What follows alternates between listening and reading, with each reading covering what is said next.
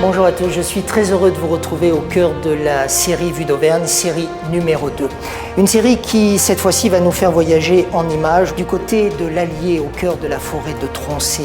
Nous ferons un survol de la chaîne des Puys dans le Puy-de-Dôme. Puis nous prendrons de la hauteur à Garabi dans le Cantal. Mais pour l'heure, notre adresse aujourd'hui est le Puy-en-Velay en Haute-Loire.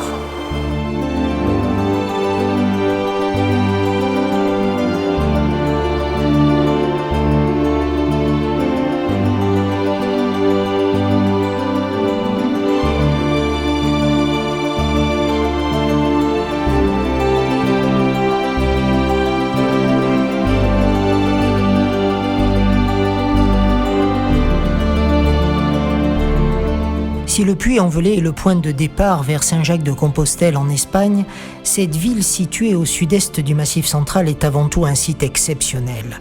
Aux allures moyenâgeuses, tout en hauteur, la ville semble comme préservée des atteintes du temps. L'ensemble est mis en valeur par un éclairage de style approprié, agrémenté par des travaux d'urbanisme, des rénovations de quartiers entiers, des décorations florales. Aux efforts de chacun s'ajoute le soutien indispensable de la ville, du syndicat intercommunal, tout comme de l'entreprise ERDF. ERDF est une entreprise, un service public de proximité qui a en charge la distribution de l'électricité. Par son ancrage local, c'est une entreprise industrielle, acteur du développement du territoire. Or, sur la ville du Puy, dont l'activité économique est essentiellement portée par le tourisme, ERDF contribue à la mise en valeur du patrimoine. On est aux côtés de la ville, aux côtés du syndicat d'énergie, pour faire ce qu'on appelle l'effacement des réseaux, donc la mise en valeur de ce patrimoine. Mais on a souhaité aller plus loin sur la ville du Puy en accompagnant, en étant partenaire des principaux événements culturels et touristiques. En premier lieu, on peut citer les fêtes Renaissance du Roi l'Oiseau, qui rassemblent chaque année plus de 6000 personnes, participants costumés, et qui accueillent à peu près 100 000 visiteurs, 100 000 spectateurs. Alors, on a été séduit par le projet de Vue d'Auvergne de réaliser une vidéo sur Notre-Dame de France, qui est un monument emblématique du Puy-en-Velay. La Vierge qui a été érigée seulement quelques années avant l'apparition de l'électricité, et son dispositif d'illumination mis en place à l'occasion de la rénovation en 2012 lui donne également un côté de modernité, une impression de modernité. C'est donc tout naturellement que ERDF a souhaité accompagner Vue d'Auvergne dans cette vidéo.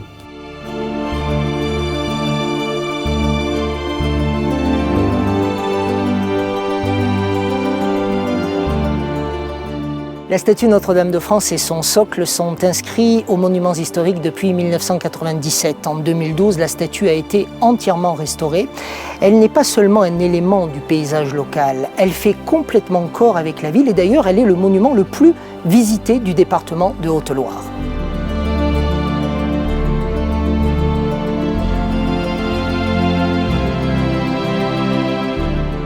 L'origine de la statue, elle est toute simple.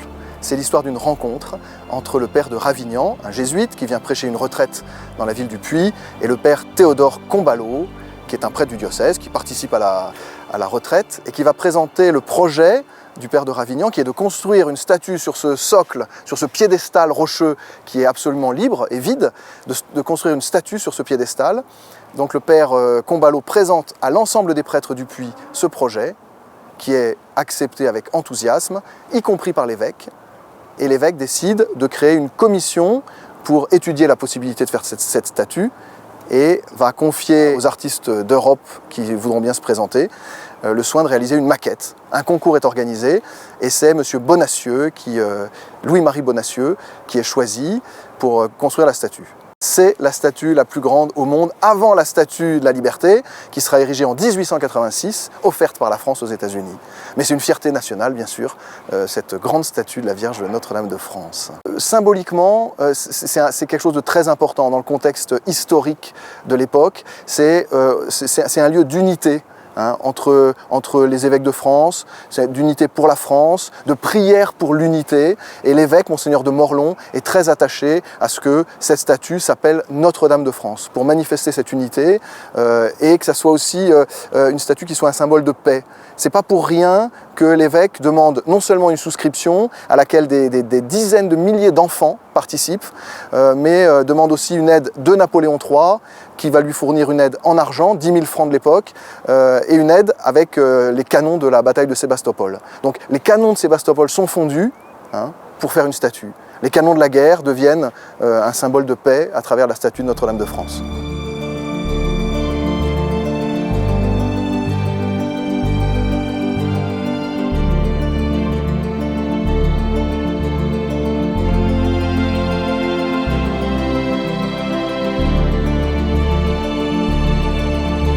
La statue Notre-Dame de France n'est pas la seule richesse architecturale à découvrir ici, au cœur du Puy-en-Velay. Nous avons débuté cette émission à l'Hôtel-Dieu, au musée Hôtel-Dieu de la ville. Je vous invite à rejoindre à présent Géraldine d'Abrigeon, la directrice des lieux. Elle nous attend.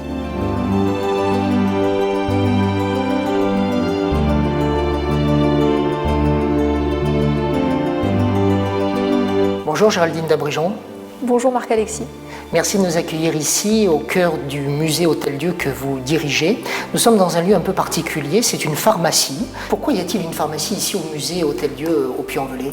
Cette pharmacie, en fait, elle est liée à l'histoire de l'Hôtel-Dieu, tout simplement, puisqu'au départ, c'est un lieu qui est fondé à la fin du XIe siècle en lien avec le pèlerinage à la Vierge et à Saint-Jacques pour accueillir les pèlerins les plus démunis.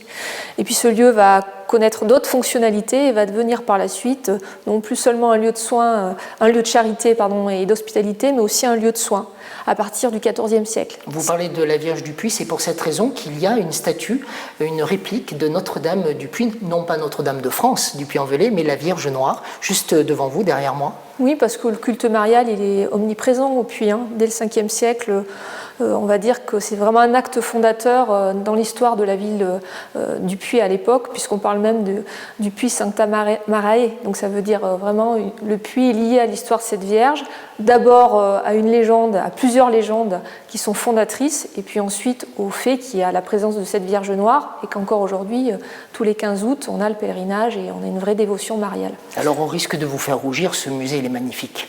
Et on vous doit peut-être pas sa rénovation, mais en tout cas son entretien au jour le jour, et le fait que le musée existe, qu'il vive. En quoi est-ce important aujourd'hui, à l'heure d'Internet, de faire vivre un tel édifice ? Internet nous permet d'avoir accès à la culture de manière très facile, très simple, de manière immédiate. Pourquoi faire venir encore les gens ici ? D'abord parce qu'il y a une dimension patrimoniale. Je crois que c'est d'abord un bâtiment qui raconte une histoire et qui raconte l'histoire d'un territoire. Donc même sur Internet, quand on rentre dans un lieu et qu'on a ce sentiment-là de sentir que ce bâtiment il est encore chargé d'histoire, on ne peut que le vivre en étant dans ce bâtiment. Internet pourra vous donner des images, mais ne vous donnera pas ce ressenti. Donc, quand on est au cœur de cette pharmacie hospitalière, on sent que ce lieu est chargé d'histoire, qu'il y a eu des malades, qu'il y a eu un soin qui a été donné à ces malades. Il y a même un parfum. Et le même fameux parfum des pharmacies. Tout à fait, donc on sent qu'il y a une âme. Et ça, Internet ne peut pas vous donner ce sentiment-là, en fait. Qui vient ici au musée Hôtel-Dieu ? En fait, on a un public qui est assez varié. C'est aussi bien la population altiligérienne, les habitants de la Haute-Loire, mais aussi les touristes, puisqu'on est quand même une ville touristique. La statue Notre-Dame de France, c'est un des premiers sites, puisqu'on reçoit plus de 90 000 visiteurs par an. Donc on va dire qu'on a aussi un public touristique, alors à la fois du territoire français, mais aussi plus de 20% de clientèle étrangère. Comment choisit-on une exposition temporaire ? Est-ce qu'il faut forcément penser au mariage visuel, esthétique qu'il y aura ensuite entre des lieux comme celui où nous nous trouvons ou tout simplement le musée ? Est-ce qu'il faut penser à ce type de mariage esthétique, visuel, ou alors c'est un coup de cœur de la directrice que vous êtes ? Non, je pense que d'abord il y a aussi un choix politique. quand on est aussi technicien d'une collectivité territoriale, notre patron c'est aussi l'élu. Donc il y a aussi une volonté politique d'amener des expositions, et en particulier en lien avec des grandes structures nationales comme le Louvre, ou là cette année avec un grand nom de l'art contemporain qui est Jean-Michel Othoniel, puisqu'il va installer une œuvre prochainement à Versailles, donc il a une vraie reconnaissance. Mais je pense que c'est aussi faire un choix qui soit en adéquation avec votre territoire et qui donne du sens. Parce qu'aujourd'hui, vous parliez d'Internet, l'idée aussi est de donner du sens et du fond. Bien sûr que la forme et ce qu'on en perçoit et le côté graphique et esthétique est important, mais c'est aussi raconter une histoire à travers une exposition. Donc il faut que cette histoire, elle fasse aussi écho à l'histoire de votre territoire. Et pour qu'il y ait une vraie adéquation et que derrière, le public qui va venir visiter, que ce soit l'habitant ou le touriste, il puisse se projeter dans cette exposition et se raconter ses propres histoires et avoir aussi ses propres référents. Et je crois qu'à travers le choix de Jean-Michel Othoniel cette année, c'est aussi un artiste qui fait ce choix-là. C'est-à-dire qu'il va toujours travailler sur cette adéquation entre sa propre histoire, l'histoire de l'art en général, et l'histoire d'un lieu. Une dernière question plus personnelle, Géraldine. Quand vous entrez le matin pour venir travailler, que ressentez-vous? Parce que tout le monde n'a pas la chance d'avoir un tel décor, un tel environnement au jour le jour. Votre bureau est au milieu de ces décors. Je dirais toujours d'abord une grande fierté, parce que je crois que c'est important aussi quand on est directrice d'un lieu culturel comme celui-là, de croire au projet déjà, d'être fière de ce projet, de le porter, d'être aussi passionnée. Et puis moi, quand je suis dans ce lieu, je suis toujours chargée d'émotions en fait, parce que je trouve que justement, comme c'est un lieu patrimonial, où il y a eu aussi une restauration très contemporaine en fait, à travers la patte de l'architecte qui est Jean-Michel Wilmotte, on a vraiment cette adéquation. Et moi, ce qui m'intéressait aussi dans ce métier-là, c'était vraiment faire le lien entre justement cette histoire, le passé, le présent et le futur, comme je l'ai dit, et qu'à travers ce lieu-là, c'est vraiment cette idée-là en fait. Merci beaucoup Géraldine d'Abrigeon de nous avoir accueillis ici au musée Hôtel-Dieu du Puy-en-Velay, musée que vous dirigez. C'est ainsi que se termine notre numéro consacré à Notre-Dame de France, la statue Notre-Dame de France ici au Puy-en-Velay. D'autres vidéos de Vue d'Auvergne à découvrir sur ce site que vous êtes en train de consulter. Vous avez le droit de consulter Internet, Géraldine nous l'a dit, mais vous avez aussi le droit de venir visiter et découvrir des choses aussi belles que la pharmacie du musée Hôtel-Dieu ici au Puy-en-Velay. Merci.